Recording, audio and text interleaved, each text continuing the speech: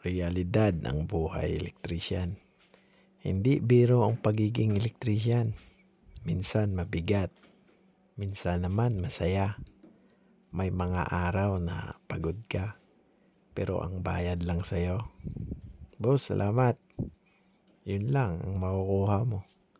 Pero alam mo, kahit ganon, bawat kable na inaayos ko, bawat ilaw na napapailaw ko, bawat ngiting nakikita ko sa mga customer, parang binabayaran na rin ang hirap ko. At ito pa ang paborito kong linya. Tuwing may nagtatanong kung bakit hindi ako tumitigil. Paano ba ako titigil kung ako ang nagbibigay ng spark ng mundo? Kaya sa mga kapwa ko dyan, electrician, kapag napagod ka, magpahinga ka lang.